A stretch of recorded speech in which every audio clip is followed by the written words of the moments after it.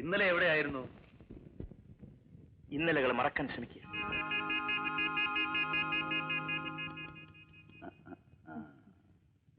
വലിയ ശാഠ്യക്കാരനാ. രാത്രി ഞങ്ങൾ ഉറക്കിയിട്ടില്ല. ഇപ്പൊ പൊടിക്കുഞ്ഞല്ലേ, വളരുമ്പോ ഇവൻ എത്ര പേരെ ഉറക്കാതിരിക്കുമെന്ന് ആർക്കറിയാം?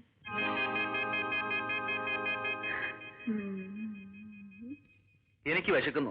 വാ, കാപ്പി കുടിക്കാം.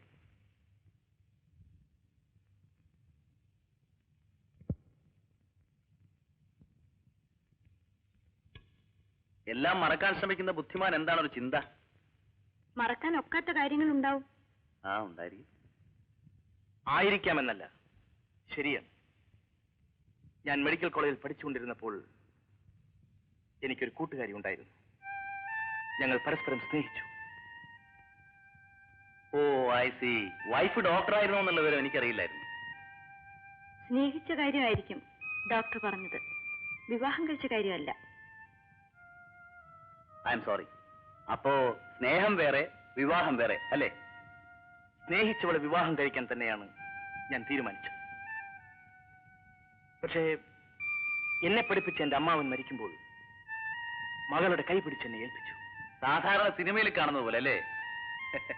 അമ്മാവനോട് എനിക്ക് അങ്ങേയറ്റം കടപ്പാടുണ്ടായിരുന്നു. കടപ്പാടുള്ളവർ അതറിഞ്ഞു പെരുമാറേണ്ടിയിരുന്നു അല്ലേ ചേട്ടാ?